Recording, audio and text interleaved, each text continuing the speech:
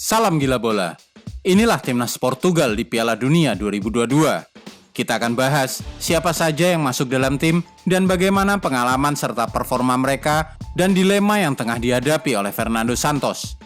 Dan dengan usia Cristiano Ronaldo kini mencapai 37 tahun, Piala Dunia di Qatar berpotensi menjadi turnamen internasional terakhirnya.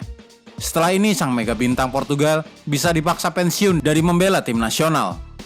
Kunci kemenangan timnas Portugal sebenarnya bukan tergantung pada CR7, sebagaimana terlihat dari situasi serupa di Manchester United, tetapi pada keraguan-raguan dan dilema sang pelatih Fernando Santos. Sebelum kita melihat apa sih kelakuan sang manajer timnas yang sejauh ini menghalangi Portugal meraih gelar juara dunia, klik dulu subscribe agar kami tambah semangat.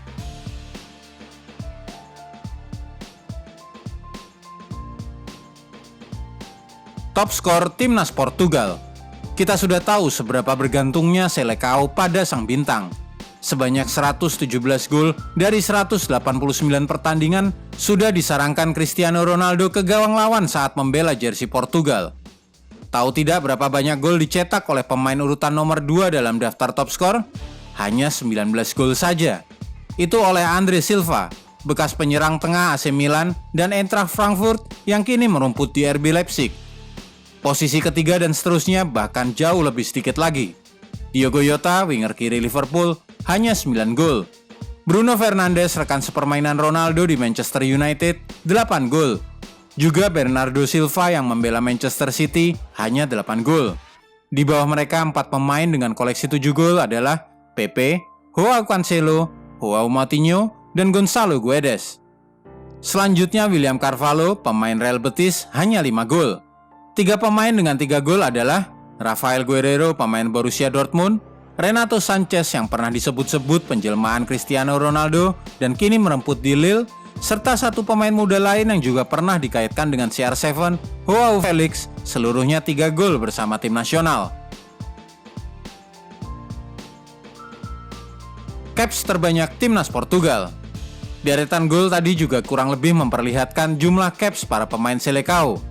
Ronaldo di urutan pertama, sudah 189 kali membela timnas. Setelah itu berturut-turut adalah gelandang Joao Moutinho 145 caps, bek tengah Pepe 127 caps.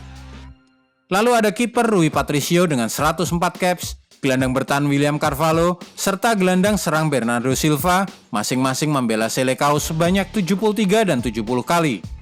Di bawah mereka ada Danilo Pereira, gelandang bertahan dengan 61 caps, Rafael Guerreiro 56 kali membela timnas, penyerang Andre Silva dengan 51 caps, bek tengah Jose Fonte 50 caps, dan gelandang Joao Mario juga 50 caps. Bruno Fernandes yang menjadi pahlawan di Manchester United baru 46 kali membela Selecao setelah debutnya untuk timnas pada tahun 2017.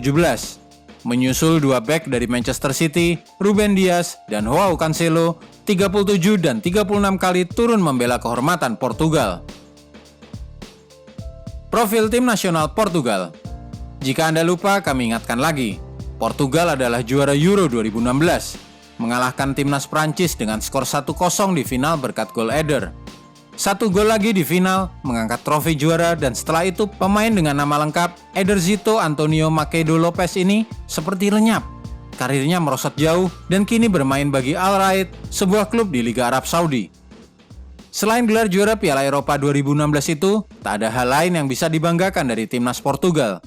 Mungkin juara UEFA Nations League tahun 2019, jika itu cukup penting. Posisi kedua Piala Eropa tahun 2004, dan posisi ketiga Piala Dunia tahun 1966.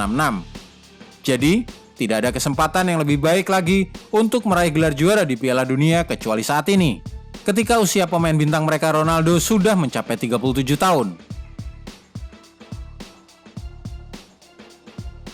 Calon lawan Portugal di grup H.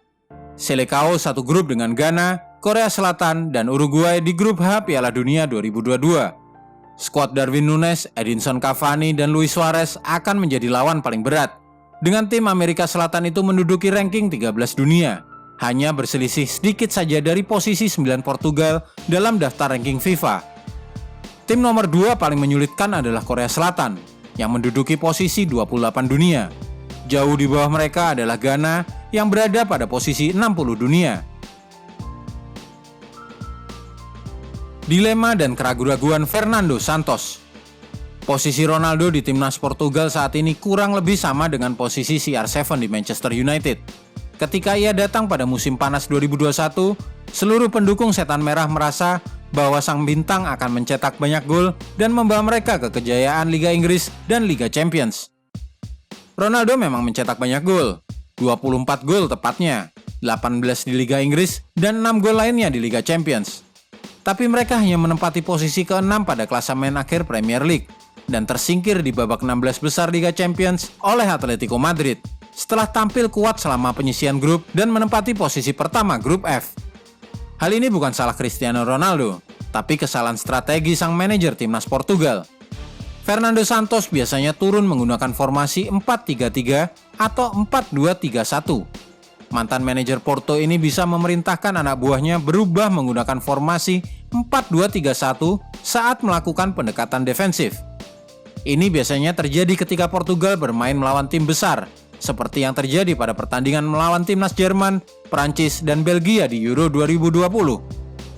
Dalam pertandingan melawan Jerman, Portugal memulai laga dengan formasi 4-3-3 yang biasa, yang sudah sangat mereka kuasai.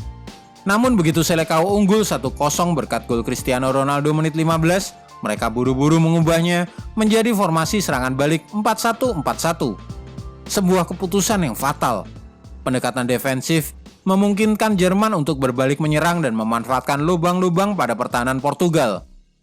2 gol bunuh diri kemudian datang dari Ruben Dias dan Rafael Guerreiro, mengubah skor menjadi 1-2, dan kemudian datang 2 gol dari Kai Havertz serta Robin Gosens. Skor 1-4 ditipiskan menjadi 2-4 oleh gol Diogo Jota. Peristiwa serupa terjadi juga di babak 16 besar Euro 2020 melawan Belgia. Mereka kembali dengan formasi 4-3-3. Tetapi berubah menjadi 4-2-3-1 untuk menggagalkan serangan Belgia. Namun rencana itu gagal total setelah mereka kebobolan serangan Thorgan Hazard dan Portugal tidak bisa menyamakan kedudukan. Terbukti bahwa formasi 4-3-3 dengan lini tengah berlian adalah formasi terbaik dari Portugal sebagai sebuah tim. Tapi Fernando Santos selalu masuk ke mode safety first atau mode main aman ketika bermain melawan tim-tim besar. Sebuah rencana yang telah membatasi naluri menyerang para pemain Selecao. Oleh karena itu, pemain sering merasa kecewa dengan taktik bertahan yang digunakan oleh si ahli taktik. Ini juga merupakan kasus mengapa mereka akhirnya kalah dari Serbia di pertandingan grup kualifikasi zona Eropa, gagal lolos otomatis ke Qatar.